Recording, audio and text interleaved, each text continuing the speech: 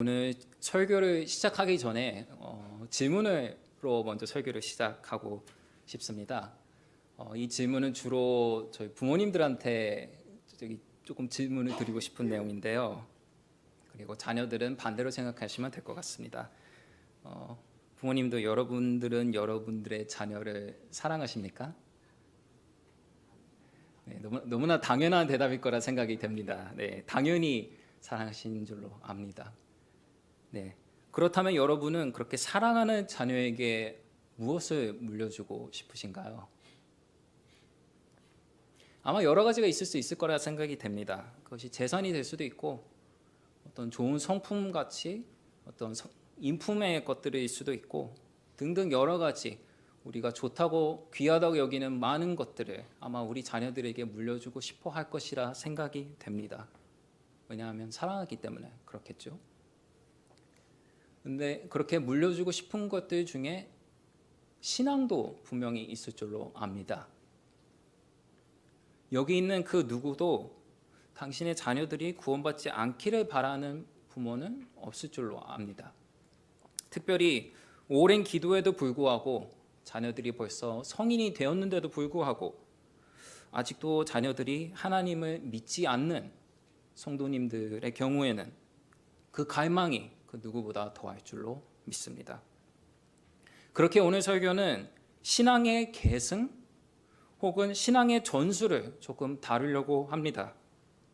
특별히 아마 교회에 오래 계셨던 분들에게는 친숙한 창세기 34장의 말씀을 근거로 신앙의 계승을 조금 집중적으로 다루려고 합니다. 정확히는 그 신앙의 계승에 있어서 어떤 점들을 조심해야 하는지, 그리고 어떻게 신앙을 우리의 자녀들 혹은 차세들에게 전수하는 책임을 우리가 이행할 수 있는지를 저희들이 조금 집중해서 묵상해 보고자 합니다.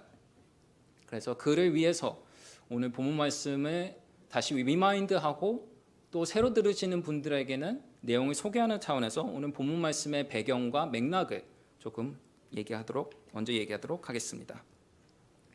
오늘 본문 말씀은 하나님의 약속을 떠나 세겜 땅에서 오래 거주하던 야곱과 그의 가정이 어떻게 심각한 위기에 직면하게 되었는지를 기술해주고 있습니다. 전장이 창세기 33장에서 야곱은 하나님의 강권적인 은혜로 평생 두려워했던 형 에사와 극적인 화해를 경험하게 되었습니다. 이것은 하나님이 자신의 약속에 신실하게 응답해 주셔서 가능했던 일이었습니다. 왜냐하면 형 에사는 400명의 군사들을 이끌고 동생 야곱을 잡을 생각을 하고 있었거든요. 그런데 주님의 은혜로 야곱이 쩔뚝쩔뚝거리며 나가올 때 야곱은 그의 마음이 녹아내렸고 에서의 마음은 녹아내려가지고 그 동생 야곱을 에서는 용서하게 되었죠. 형 에서를 2번이나 배신해서 축복을 빼앗겼다 했던 야곱은 그 결과로 원래는 외삼촌 라반의 땅으로 혈혈단신 도주하게 되었죠. 그리고 그렇게 도주하던 중 광야에서 잠들었던 야곱은 환상 중에 하나님을 처음으로 만나게 되었습니다. 하나님은 그렇게 야곱에게 나타나셔서 고향 땅으로 야곱이 안전하게 돌아올 뿐만이 아니라 그가 조부 아브라함의 언약을 계승하여 땅, 수많은 자손들 그리고 하나님의 임재를 평생 경험하게 될 것이라고 약속해 주셨습니다. 이에 충격과 감격을 받았던 야곱은 잠에서 깨어난 후 자기가 하나님을 경험했던 그 자리를 베델이라 이름 지었고 제단을 만들어 그 순간 하나님께 서원했습니다. 여러분, 야곱이 하나님께 어떤 서원을 했는지 혹시 아시나요? 이런 서원을 드렸습니다. 야곱은 하나님, 당신이 당신의 약속에 신실하셔서 나를 내 고향 땅까지 다시 안전하게 돌아올 수 있게 해주신다면 당신이 나의 하나님이 되실 것이요 내가 반드시 나의 소득의 10분의 1을 하나님 당신에게 드리겠습니다 라고 서원했습니다. 그 약속을 들으신 하나님, 그 서원을 들으신 하나님께서 야곱에게 약속하신 바를 이행하셨나요? 정말로 고향 땅으로 안전히 데려오셨나요? 네, 데려오셨습니다. 신실하신 하나님은 자신의 약속대로 20년 후에 야곱을 고향 땅으로 무사히 데려오셨습니다. 그런데 그에 그치지 않았습니다. 야곱에게 엄청난 부도 허락해 주셨고 또한 형 에서와 극적으로 화해하게 해주심으로 그가 평생 짐으로 짊어졌던 에서와의 관계도 회복시켜 주셨습니다. 이렇게 하나님은 자신이 약속을 지키셨고 그 약속보다 더 큰 은혜도 야곱에게 베풀어 주었습니다. 그렇다면 과연 야곱은 자신의 서원을 하나님 앞에 지켰을까요? 상식적으로 생각한다면 이럴 것 같습니다. 이렇게 야곱이 큰 은혜를 받았지 않습니까? 그렇죠. 하나님한테 큰 축복도 받았고 은혜도 받았는데, 그리고 형 에서와의 관계도 회복이 됐는데, 그러면 마음속에 지금 감격이 가득 흘러 넘쳐가지고 당장 베들로 뛰어갈 것 같지 않습니까? 그게 너무 당연할 것 같죠. 근데 그렇게 이루어지지 않은 걸 저희들은 너무나도 잘 압니다. 형 에서와 극적으로 화해를 경험한 야곱은 처음에는 다시 베들로 가는 듯 했습니다. 그런데 그 야곱이 갑자기 숫곳이라는 지역에 이르러서 거기에 목축지를 짓고 그 숫곳 근처에 있는 도시, 오늘 본문 말씀에 등장하는 세겜이라는 도시 앞에 정착을 해서 살기 시작했습니다. 야곱이 갑자기 그곳에 목축할 터를 잡고 세겜 앞에 머물렀던 이유는 무엇이죠? 그 힌트는 숫곳이라는 지명의 뜻을 알면 알 수 있습니다. 숫곳은 본래 히브리어로 곳간이라는 단어입니다. 그러니까 야곱이 그 숫곳 지역에 이르렀을 때 딱 보면서 그런 생각을 딱 한 거예요. 아, 이곳은 곳간이다 라고 한 것입니다. 그러니까 원래 지명은 그곳이 숫곳이 아니었습니다. 그것은 야곱이 새로 붙인 지명이었는데, 야곱이 왜 그 지역을 숫곳이라고 불렀겠습니까? 왜 곳간이라고 불렀겠습니까? 땅이 워낙 비옥했을 것이기 때문입니다. 그만큼 목축하기 비옥한 땅이었기 때문에 야곱은 그 땅에 마음이 지금 빼앗겨 버린 거죠. 땡 잡은 거죠. 쉽게 얘기해서. 그래서 베들로 돌아와 하나님만을 섬기겠다는 그의 선약은 재물과 재물이 주는 평안함 앞에서 무너져 버렸습니다. 그래서 야곱은 그렇게 숫곳에서 목축하는 터를 잡고 근처 도시인 세겜에 거주하면서 하나님과의 서약을 잊어버린 채 나름대로는 아마 즐겁고 행복하게 살아오고 있었습니다. 그러던 중 야곱의 가정에 첫 번째 위기가 터지게 되지요. 그의 딸 디나가 세겜 지역의 친구들과 놀다가 왕자인 세겜의 눈에 들어 그와 혼약하지도 않았는데 동침하는 불상사를 겪게 됩니다. 여기서 개역개정 창세기 34장 2절 말씀은, 오늘 본문 말씀은 아니지만, 세겜이 디나를 강간하여 욕되게 하였다, 수치스럽게 하였다라고 번역해 놓았습니다.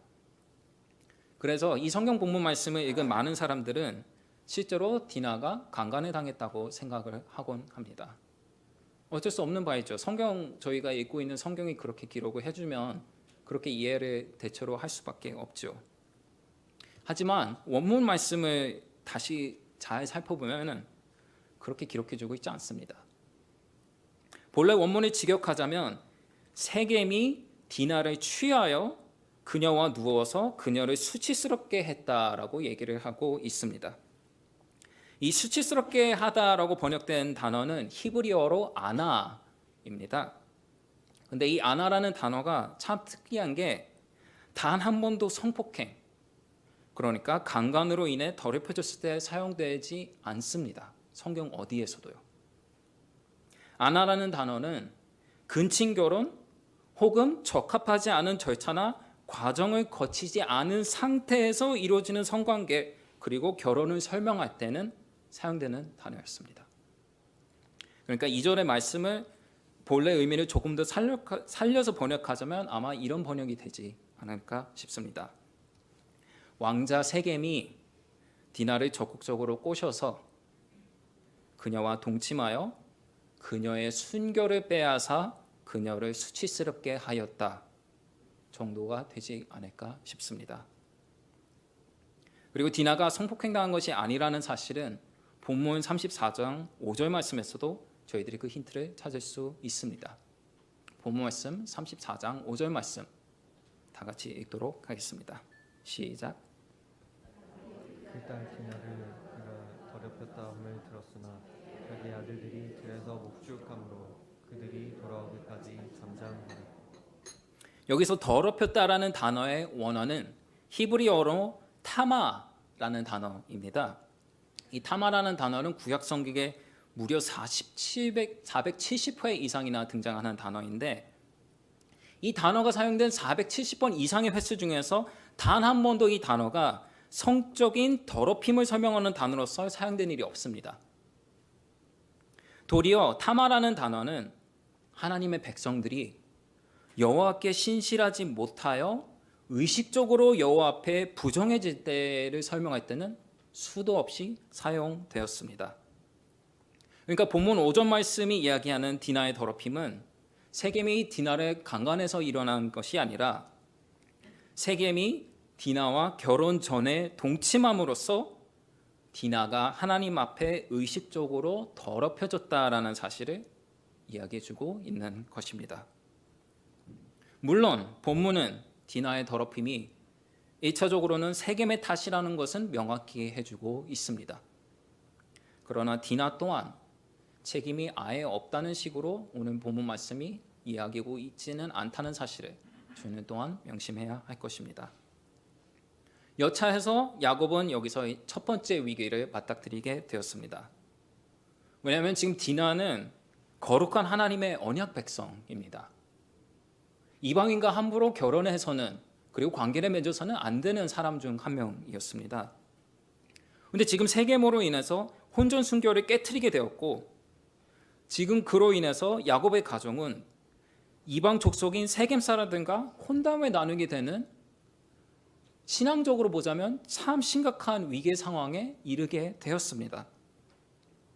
물론 야곱은 저희가 잘 알다시피 디나와 세겜이 결혼하는 것에 큰 거리낌을 가지고 있었을까요? 별로 거리낌이 없었던 것 같습니다. 왜 그렇습니까? 세겜이라는 사람이 워낙에 미래가 축복받는 장래가 유망한 사람이었기 때문이죠. 세겜은 세겜 도시의 차대 왕이 될 사람이었습니다. 디나가 그와 결혼하시게 될 시에 야곱과 그 도시 근처에서 누리게 될 혜택은 얼마나 컸을까요? 아마 어마어마했을 것으로 생각이 됩니다. 하나님보다 이미 재물을 더 사랑하는 야곱의 입장에서는 이 결혼을 직접적으로 크게 반대할 이유는 없었을 것으로 생각이 됩니다. 그러니까 협상하는 내내 그는 조용히 있는 것을 저희들은 보게 됩니다. 그러나 그렇다고 야곱이 신앙을 아예 저버린 것은 아니었던 것 같습니다. 그래서 대놓고 하나님을 무시하기에는 뭔가 껄끄럽기에 그는 아마 이 혼담의 얘기가 오고 가는 중에 머리를 계속 굴리고 있었을 것입니다. 이 혼담이 어떻게 하면 잘 성사될 수 있을 것인가 고민했을 것 같습니다. 그렇게 야곱이 열심히 고민하던 중 야곱의 아들들이 아주 파격적인 해결책을 제안해 주지요. 그것이 무엇이었죠? 다 할례를 받게 하라. 너희와 세겜성에 있는 모든 남자들이 할례를 받으면 그렇게 한다면 우리 누이가 너 세겜과 결혼하는 것을 우리가 허락해 주겠다. 이렇게 얘기해 주었습니다. 야곱 입장에서는 참 손대지도 않고 지금 코를 푸는 격이 된 것이죠. 만약에 그 제안을 세겜 사람들이 받아들인다면은 그들은 어쨌든 형식적으로라도 할례를 받아서 거룩할 수 있다라고 주장할 수 있는 이제 사람들이 되는 것 아닙니까? 그럼 그 사람들과 결혼했을 때 어떤 큰 문제가 자기 입장에서는 들지 않을 것 같습니다. 야곱은 그 파격적인 제안을 세겜은 받아들입니다. 세겜은 디나를 사랑하기에 그대로 받아들였고 그의 아버지인 왕 하몰도 그 제안을 받아들입니다. 그래서 그들은 성읍의 모든 남자들을 설득하여서 그들이 할례를 받게끔 해 주었습니다. 자, 여기까지만 본다면 야곱은 지금 첫 번째 위기를 잘 넘겼을 뿐만이 아니라 그 위기가 전화위복이 되어서 지금 엄청난 복을 누릴 기대를 아마 하고 있지 않았을까 싶습니다. 그러나 다들 아시다시피 이 일이 그렇게 순탄하게 잘 흘러갔나요? 네, 당연히 순탄하게 잘 흘러들어가지 않았습니다.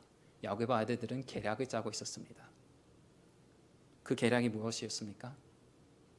사륙이었습니다.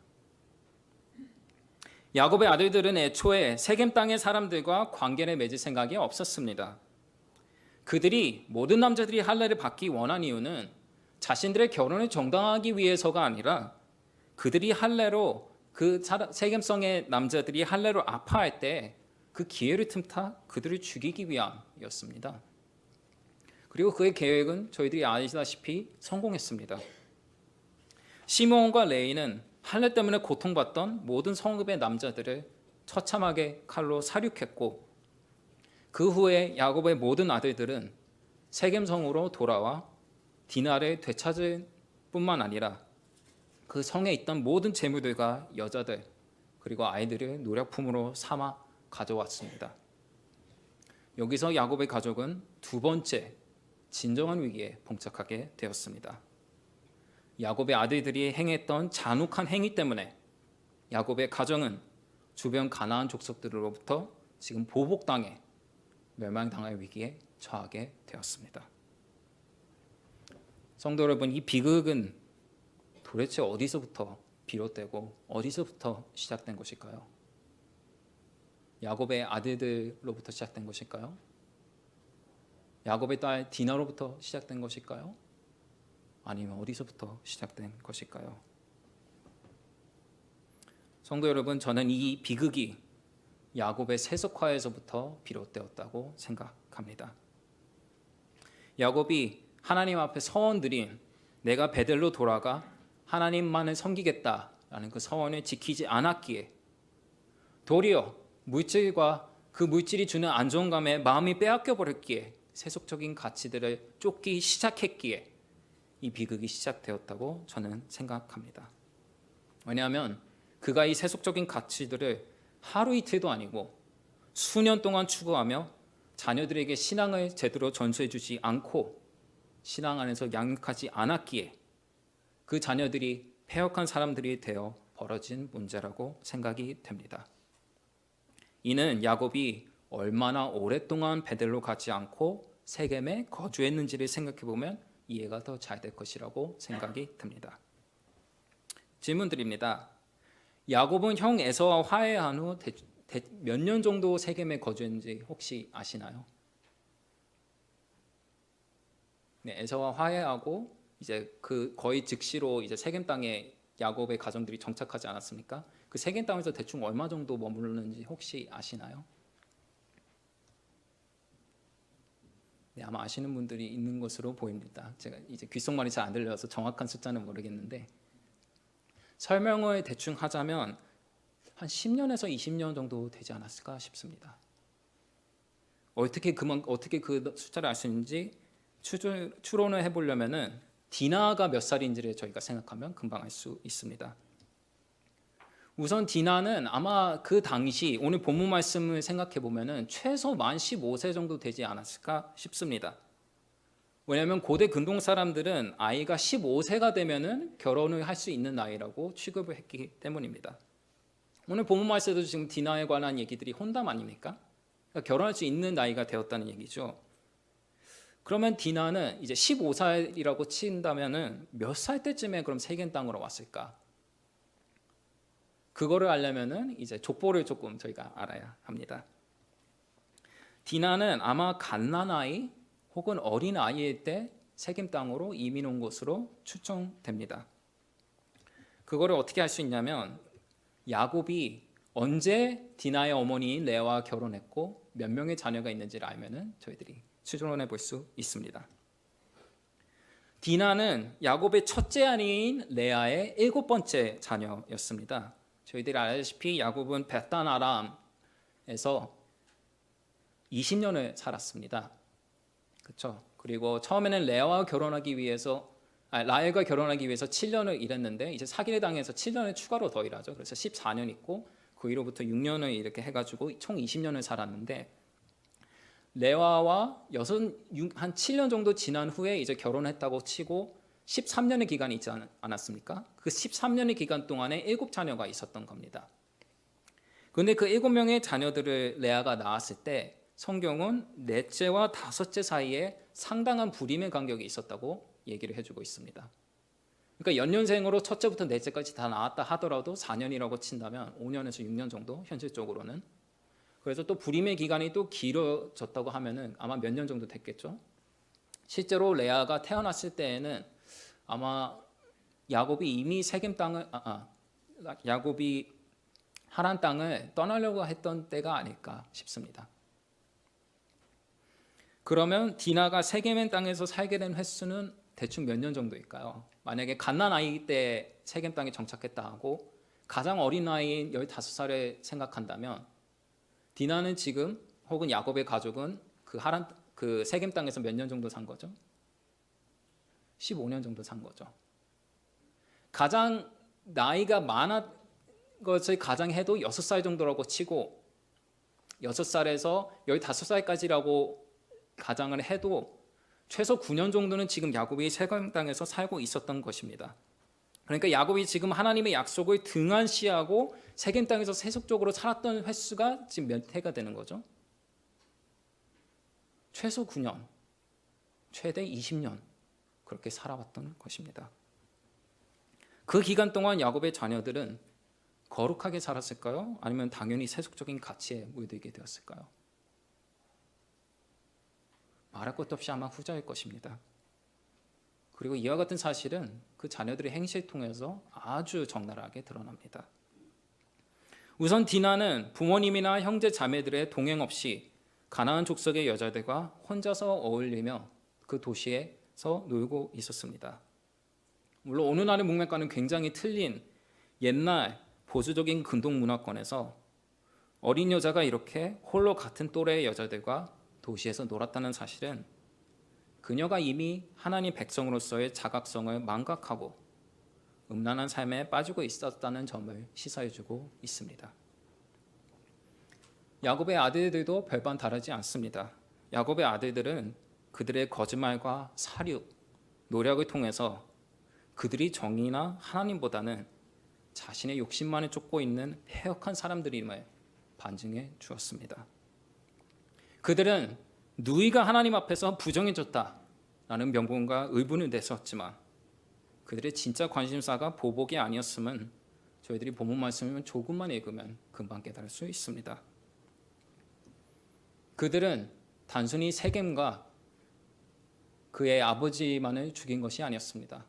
전 성의 모든 남자들을 도살했습니다. 만약에 보복이었다면 그 아버지와 그 아들을 죽이는 것만으로도 그쳤어야 했을 것입니다. 그런데 그에 멈추지 않았습니다. 그 아들들이 지금 다 성으로 다 몰려온 후에 무엇을 했습니까? 노략질했습니다. 그들은 여동생과 신앙을 핑계 삼아 자신들의 분을 풀고 노략질만 하고 싶었던 것뿐입니다. 그래서 그들은 꼼수를 부려서 세겜성 사람들을 속이고 원하는 것을 갈취했습니다. 여러분, 저희들이 잘 아는 인물 중에서 꼼수를 통해서 상대방을 무너뜨리고 원하는 것을 취해야 했던 인물이 한 명 있습니다. 그 인물이 누군지 아십니까? 야곱입니다. 어쩌면 이렇게 야곱의 아들들은 자신의 아버지를 이렇게 똑 닮은 형태로 살아왔는지 모르겠습니다. 디나와 야곱의 아들들은 야곱의 세속성을 그대로 학습했던 것 같습니다. 그래서 이들은 하나님의 거룩한 사람이 아니라 세상보다 더 못한 자들로서 거듭났고 그렇게 주변 사람들에게 폐와 멸망을 가져오는 서글픈 가족이 되어버렸습니다. 예전에 이 본문을 가지고 제가 아는 청년들과 소그룹을 진행할 기회가 있었습니다. 제가 조금 그때 강하게 얘기했던 것이 있는데 이렇게 얘기했습니다. 야곱의 자녀들이 이렇게 패역하게 된 데에는 야곱의 책임이 크다. 야곱이 신앙을 제대로 전수해주지 못했기에 자녀들이 똑같이 세속화되어서 이런 비극을 자아내했다라고 했습니다. 그랬더니 그 청년들이 뭐라고 하셨는지 아십니까? 자녀들의 신앙이 부모 때문에만 좌지우지 되지는 않는 것 같다. 그 자녀들이 이미 타락한 사람이었기 때문에 그런 죄악을 저지른 것 같다라고 답변을 했습니다. 저는 그 대답을 들으면서 고려를 했는데 들으면 생각하면 생각할수록 이 편 맞는 말이라고 생각합니다. 지금도 그렇습니다. 분명히 야곱의 자녀들은 패역한 본성을 가지고 있었습니다.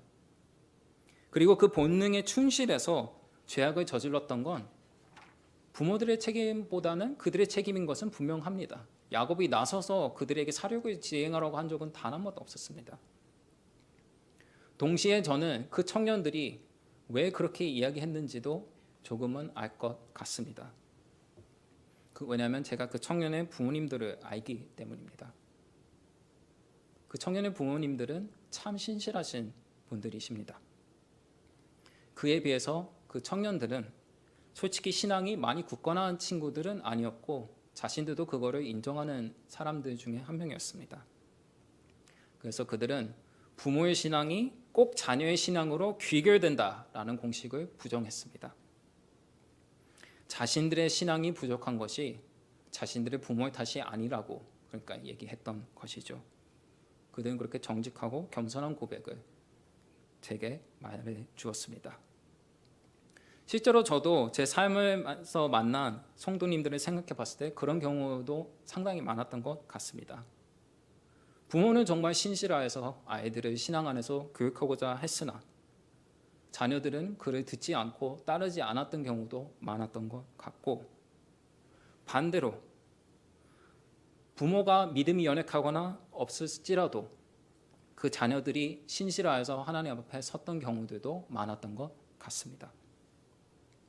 그러나 그렇다고 해서 부모의 신앙이 자녀에게 끼치는 영향이 미비하거나 없다라고 주장하는 것은 또 다른 극단론을 펼치는 것이라고 생각하고 잘못된 이해라고 생각합니다. 특별히 주변 환경이 신앙을 가르쳐 주지 못할 때 혹은 무슬림 국가와 같이 가르쳐 줄 수 없는 환경일수록 자녀들의 신앙은 부모님들의 신앙 교육에 많이 달려있다는 사실은 저는 또한 부정할 길이 없는 것 같습니다. 왜냐하면 야곱의 가족이 딱 그런 경우였기 때문입니다. 성도 여러분, 지금 야곱이 살고 있는 이 가나안 땅에서 야곱 외에 여호와 하나님을 섬기는 가정이 있었습니까? 단 한 가정도 없었습니다. 이 땅은 가나안 땅입니다. 이때로부터 이스라엘 백성들이 정복하려고 할 그 시기에도 소돔과 고모라 때부터 패역함으로 유명했던 땅입니다. 이거는 근처 이집트의 문헌들만 살펴봐도 저희들이 금방 알 수 있습니다.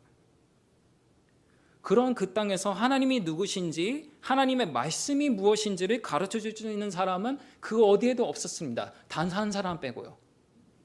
그 사람이 누군지 아십니까? 야곱입니다. 야곱은 그렇기에 이 자녀들에게 있어서 제사장적 선지자적 역할을 맡은 사람이었습니다. 그렇기에 아무도 증언해 주지 못하는, 아무도 그 아름다움을 보여주지 못하는 그 신앙의 삶과 아름다움, 그 진리들을 자녀들에게 가르쳐 줄 뿐만이 아니라 보여줘야 됐었습니다. 그렇게 신앙 안에서 양육해야 되는 책임이 있었습니다. 그런데 야곱은 그러지 않았습니다.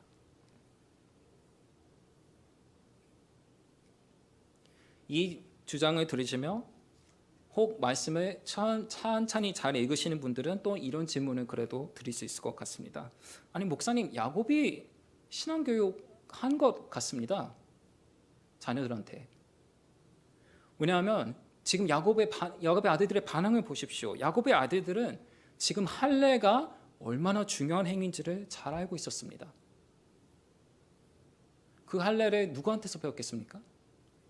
야곱한테서 배웠겠죠.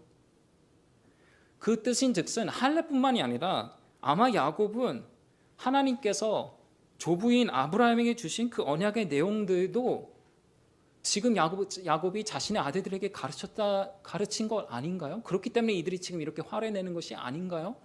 라고 질문하실 수도 있습니다. 그리고 그에 대한 저의 질문은 답변이 이렇습니다. 맞습니다. 야곱은 제가 생각했을 때 아이들한테 신앙교육을 아예 안 하지는 않았던 것 같습니다. 분명히 했을 것 같습니다. 야곱이 아들들에게 할례와 그 중요성을 알았다는 사실이 그를 반증하죠. 그런데 문제는 여기 있습니다. 신앙은 지식만으로 전수되는 것은 아니라고 생각됩니다. 신앙은 삶으로, 모본으로 전수가 됩니다. 특별히 신앙이 없거나 어린 사람일수록, 말씀을 통해서 스스로 하나님과 교제하는 방법을 모르는 사람일수록 신앙의 모본이자 귀감이 되어주는 사람들을 통해서 그 어린 심령들이 신앙을 배우는 경우가 훨씬 더 많다고 생각합니다. 그건 아마 우리들의 삶을 돌아봤을 때 금세 깨닫는 부분일 것이라 생각이 듭니다. 여러분은 어떻게 하나님 앞에 나오게 되셨습니까? 오늘날 성경책을 펼쳤더니 거기에서 성령님께서 진리를 엄청나게 깨닫게 해주셔서 그렇게 하나님을 믿게 되셨습니까? 아니면 여러분들을 인내하며 가르치고 여러분들의 귀감이 되었던 수많은 신앙의 선배들이 있었습니까? 아마 대다수의 경우는 후자일 것이라 생각이 듭니다. 그렇게 수없이 신앙의 모본을 보여주고 가르쳐 주었던 사람들 때문에 오늘날 여러분이 이렇게 신앙생활을 할 수 있었을 것이라 생각이 됩니다. 문제는 저희들이 짚었듯이 그 역할을 해야 될 야곱은 그 기능을 완전히 상실한 상태입니다. 이미 세속적인 가치에 물든 채 재물을 불리는 데 급급한 채 그는 수십 년을 살아왔고 그런 모습밖에 자녀들에게 보여주지 못했습니다. 그래서 야곱이 말로는, 지식적으로는 아무리 신앙을 강조해도 야곱의 자녀들이 그런 야곱의 가르침을 들으면서 속으로 어떤 생각을 했을까요? 조금 위선적인 것 같다. 하나님을 섬긴다고 하는데 우리 아버지는 돈을 더 사랑하시는 것 같다.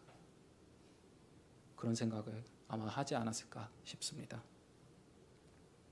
그렇기에 야곱이 아무리 바른 신앙의 지식을 가르쳤을지라도 야곱은 그 신앙의 삶을 아름답게 살아내지 못했기에 아마 자녀들도 그 신앙을 진정으로 계승받지는 못했을 것이라고 저는 생각합니다.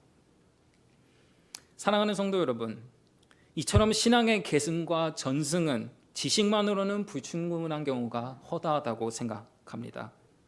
신앙의 계승은 말뿐만 아니라 행동과 삶, 교회 안에서의 모습뿐만이 아니라 교회 바깥에서의 모습도 아름다울 때 우리 자녀들에게 제대로 전달이 되는 줄로 믿습니다. 그렇다면 저희는 대체 무엇을 해야 되나요? 우리는 무엇을 해서 어떻게 우리의 자녀들에게 신앙을 잘 전수를 할 수 있을까요? 세 가지 제안이 있습니다. 우선 첫 번째로는 부모님들뿐만 아니라 전 교회가 우리 아이들의, 우리 차세대의 영적인 교사라는 사실을 기억하고 그 책임을 짊어져야 된다고 생각합니다. 자녀들에게 유아 세례를 받게 하셨던 부모님들은 아마 다들 배우셨을 것이라 생각이 듭니다. 우리 아이들이 스스로 신앙을 갖출 수 있을 때까지 그들에게 신앙의 지식만을 잘 가르쳐주는 것뿐만이 아니라 모본으로서 신앙을 가르쳐주고 그 전성해야 되는 책임이 부모님들 그리고 우리 교회에 최우선적으로 있다는 사실을 저희들이 기억해야 된다고 생각합니다. 물론 아무리 훌륭한 선생이 있다 하더라도 학생이 배우려고 하지 않는다면 교육이 잘 이루어질 수 있을까요? 아마 없겠죠. 세계적인 명강사가 온다 하더라도 그 학생이 배울 의지가 없으면 아무리 좋은 교육을 주려고 하더라도 그 학생은 아마 배우지 못할 것입니다. 우리의 자녀들도 비슷한 경우일 것이라 생각이 됩니다. 아무리 신앙 안에서 잘 양육하고자 할지라도 그 아이들이 신앙의 양육을 받으려고 하지 않는다면 신앙 안에서 성숙하기는 아마 힘들 것입니다. 그러나 설령 우리 아이들이 그렇게 신앙의 책임을 지려고 하지 않을지언정 우리들은 그 책임을 지어야 할 것입니다. 그 책임을 잘 받고 안 받고는 그 아이에게 달린 것이지만 하나님께서는 우리에게 그 책임을 짊어질 그리고 준비시켜야 될 의무를 부모들뿐만이 아니라 교회에게 전체에게 주셨습니다. 특별히 저희 교회와 저희 지역의 특성상 우리들의 제사장 책임이 더 막중함을 저희들은 기억해야 될 것입니다. 성도 여러분, 우리 아이들이 지금 세상에서 그리스도인들을 많이 만날 수 있는 환경 가운데 있다고 생각하십니까? 그들이 학교에 갔을 때, 그들이 친구들과 만날 때, 그들이 과외 활동을 하거나 그들이 대학을 갔을 때 신앙이 아주 충만한 친구들이 지금 이 땅에 많다고 우리가 많이 만날 수 있다고 생각하십니까? 아마 솔직히 거의 없을 것이라 생각됩니다.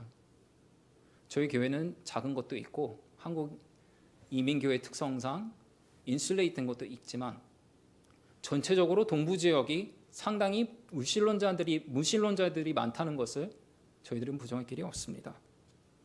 그렇다면 우리 아이들이 신앙을 그리스도인들이 누구인지를 배울 수 있는 사람들이 누구겠습니까? 저희들입니다. 어쩌면 저희들밖에 없을 수도 있습니다. 그런 의미에서 저희들의 포지션은 야곱과 참 비슷한 것 같습니다. 신앙을 모르는 그런 패역한 백성들 가운데 주님의 진리가 무엇인지 아는 사람들은 어쩌면 우리가 유일할 수 있습니다. 그렇다면 그 신앙을 제대로 가르쳐 줄 수 있는 사람들도 어쩌면 우리들밖에 될 수 없을지도 모릅니다.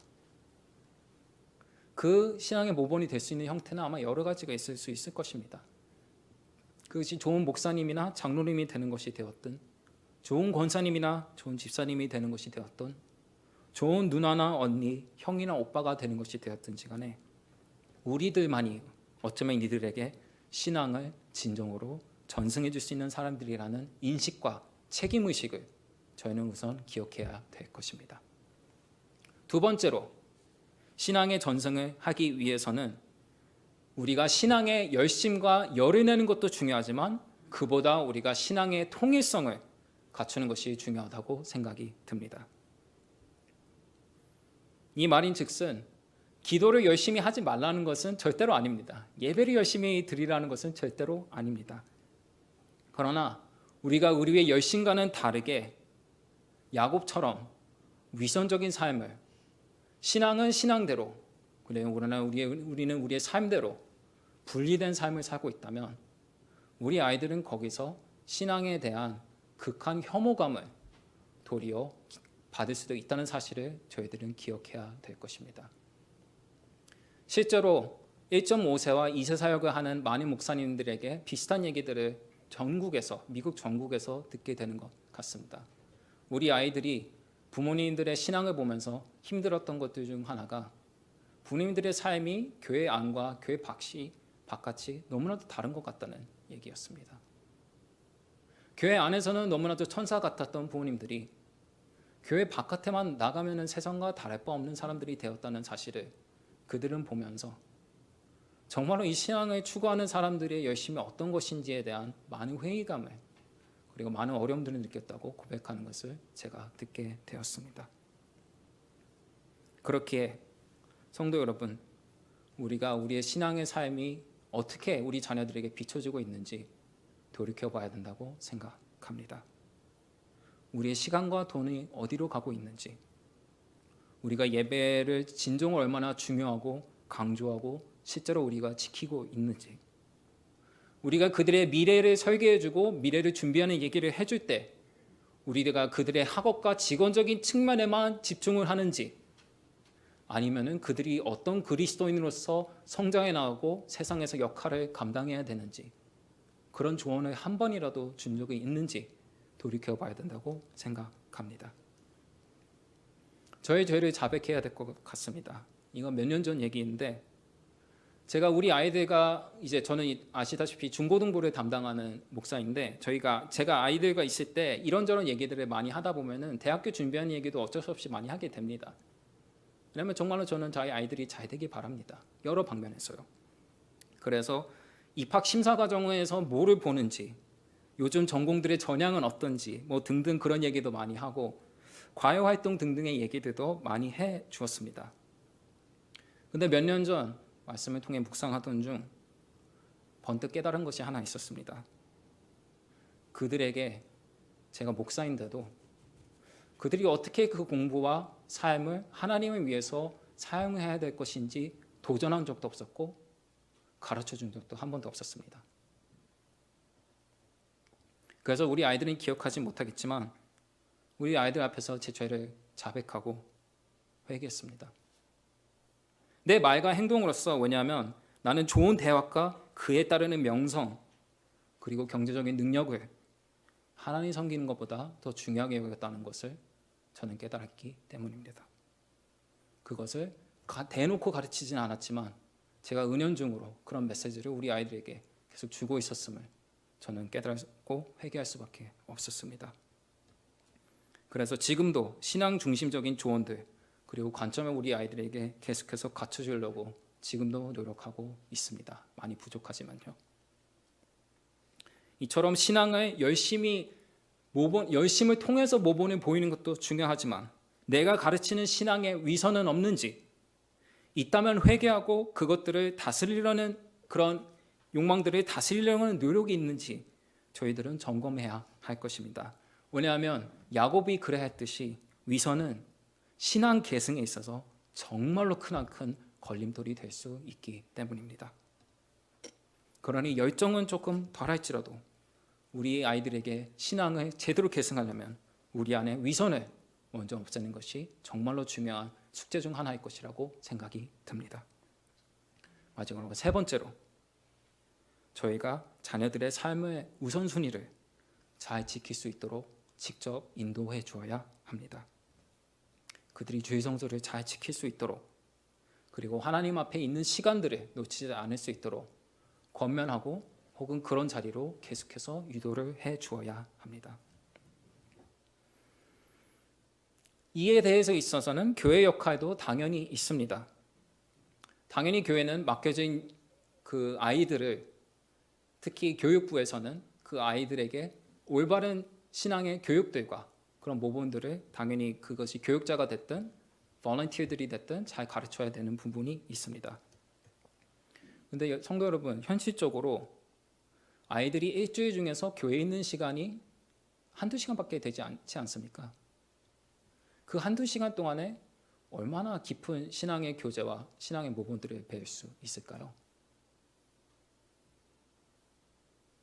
준비는 저희들이 물론 열심히 하고 많이 할지라도 현실적으로 한계가 있다고 생각합니다. 그런데 그렇게 한두 시간도 귀중한 터인데 그 일주일에 한 번 교회 오는 것이 힘들다고 느끼고 아깝다고 느끼면서 공부와 과외 활동에 20시간, 30시간 매주 투자하는 것은 괜찮다고 생각하고 실제로 그렇게 라이드와 노력을 주기 시작한다면 아이들의 신앙도 그렇게 뒤틀리고 답습될 가능성이 높다고 저는 생각됩니다. 물론 오늘날은, 그리고 우리 아이들이 살고 있는 현실은 예전에 비해서 더 치열해진 것은 사실인 것 같습니다. 대학 관련 경쟁들이 과열됨에 따라 여러 학부모님들께서 심각한 부담을 느끼시고 있을 것이라 진심으로 생각이 됩니다.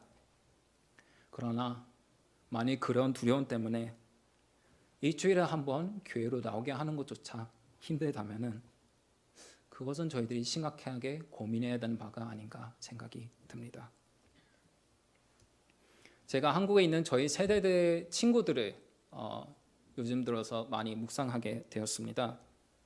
제가 중학교 때부터 제가 알던 고등학교 형들은, 제가 중학생일 때 제가 알던 고등학교 형들은 이제 부모님들이 너희들 이제 수능 준비해야 되니까 주일 예배 대신에 그 시간도 공부해라 라고 장려하신 분들이 참 많았습니다. 저희 동네만 그런 줄 알았는데 나중에 많이 듣게 되었을 때 많은 학부모님들이 그랬다고 들었습니다. 그리고 그 부모님들은 수능 특별 기도회 때 많이 오셔서 기도한 것으로 알고 있습니다. 자녀들이 좋은 대학에 붙게요. 그러니까 자녀들은 그 시간 동안에 주일 예배를 드리지 않고 공부를 하고 있었고 부모님들은 교회에 대신 와서 자녀들을 위해서 수능 특별 기도회를 많이 하신 걸로 기억을 합니다. 어떤 일이 일어난지 아십니까? 대학교는 어디로 갔는지 제가 다 알지는 못합니다. 그런데 그렇게 교회를 안 나오기 시작한 것을 계기로 교회를 아예 안 나오기 시작한 신앙의 친구들이 최소 절반 이상이 됐던 것을 저희 기억합니다. 저와 같이 신앙생활하던 친구들이 있습니다. 한국에서. 근데 그 친구들 요즘 근황을 들어보면 정말로 그때 교회를 안 나오기 시작했던 친구들 중 대략은 반 정도는 아예 교회를 안 나오기 시작했습니다. 부모님들이 앞장서서 자녀들의 우선순위에서 신앙을 낮춰버린 것에 대한 안타까운 열매라고 생각이 듭니다.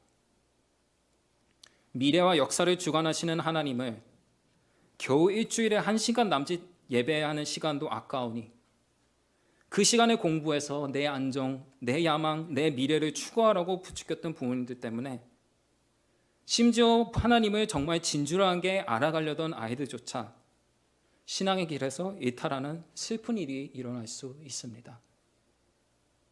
지금 삶이 너무 바쁘다고 해서 교회 나가는 것을 등한시하도록 놔두면 나중에 어른이 되어서도 너무나도 바쁘다는 이유로 교회 가지 않는 것을 당연시 여기실 겁니다. 만약 그렇게 된다면 그것은 정말 큰 비극일 것입니다.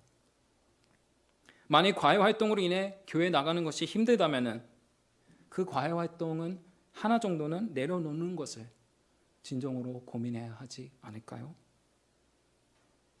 그런 고민하고 있는 부모님들이 있다면 위안을 그리고 위로를 조금 드리고 싶습니다. 우리의 하나님은 당신을 위해 자신의 안정을 포기하는 자들을 기억하십니다. 그리고 챙겨주시고 돌보아 주십니다. 성도 여러분, 이런 생각들을 그리고 이런 제안들을 들으면서 어쩌면 여러분들 중에서는 그런 고백을 하는 분들이 또한 더러 있을 줄로 압니다. 목사님, 한계를 느낍니다. 신앙 안에서 양육하고 싶은데 어떻게 잘 할지도 모르겠고, 혹은 한참 사춘기라 부모 말을 너무 잘 안 듣습니다. 혹은 다른 이유로 직업이 너무 바쁘다든지 뭐 여러 가지 이유로 지금 아이의 신앙을 잡아주고 싶어도 잡아주는 것이 쉽지 않습니다. 어떻게 해야 합니까? 라고 질문하시는 분들이 분명히 있을 줄로 압니다. 그런 분들에게는 이 권면을 드리고 싶습니다. 기도 정말로 필요합니다. 한 가지 예를 들겠습니다. 저희 아버지는 원래 신앙생활을 하시던 분이 아니셨습니다. 이제 저희 어머니와 결혼하시면서 교회를 나가기 시작하셨는데 교회에 특별히 반대하시지는 않았고 중립적인 입장으로서 교회에 계속 출석하시는 분이시기는 하셨습니다.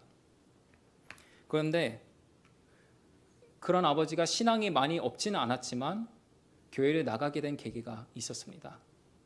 제가 중학교 그러니까 10학년, 11학년 때쯤에 새벽 기도가 매주 있었습니다. 여름방학 동안에 단일 특별 새벽 기도라고 저희 고등부에서 한 40일 정도 여름 특별 새벽 기도를 했는데 그때 저희 한원고등부가 230명 정도 있었는데 100명 정도가 정기적으로 참석하는 그런 정말 아름다운 기도회가 있었습니다. 그 기도회에 제가 나가고 싶어서 저하고 누나가 그 기도에 나가고 싶어서 그 기간 동안 아버지한테 맨날 라이드를 부탁했습니다. 그 기간 동안 아버지가 라이드를 주시면서 무엇을 하셨냐면은 어른 새벽 기도도 그때 열리고 있었습니다. 그래서 그 시간 동안 기도하셨습니다. 그때 어떤 역사들이 일어난지 아십니까? 저희 아버지가 인격적으로 하나님을 만나셨습니다. 정말로 그맘때쯤 만나셨습니다. 그나는 때쯤 그 어려운 시기를 그때 한참 지나고 있었는데 그렇게 기도하면서 하나님께 매달리면서 아버지의 삶은 변화하기 시작했고 그 아버지의 삶이 변화되기 시작하니까 저희 가정도 변화되기 시작했습니다. 그래서 정말로 선순환의 작용으로 본래는 신앙의 모본이 되어주지 못하였던 저희 아버지가 제게 있어서 신앙에 도전을 주는 큰 인물로서 자라나게 되셨습니다. 성도 여러분, 그것이 기도의 힘이라고 생각이 됩니다. 특별히 혼자 기도하는 것이 아니라 공동체에서 기도할 때 그 힘이 더 배가 되는 줄로 믿습니다. 그러니 만일 신앙의 교육을 어떻게 해야 되는지 너무나도 막막하시다면 꼭 기도할 수 있기를 바랍니다. 같이 함께 그 짐을 주님 앞에 내려놓고 기도의 자리로 나갈 수 있기를 권면드립니다. 그리고 더불어 학부모가 아닌 사람들도 이 얘기를 들으면서 아마 이런저런 생각이 들었을 것 같습니다. 한편으로는 목사님, 우리 자녀들이 이미 성인이 되었는데 어떻게 해야 됐죠? 고민하실 분들도 계실 것 같습니다. 이미 나와 얘기하는 것을 단절했는데 어떻게 그들에게 신앙의 모범이 되어야 됐죠? 고민하시는 분들도 있을 줄로 생각합니다. 만일 그런 분들이 있다면 아마 자녀분들에게 전화하셔서 용서를 구하는 것이 혹은 미안하다고 하는 것이 도움이 되지 않을까 감히 생각드립니다.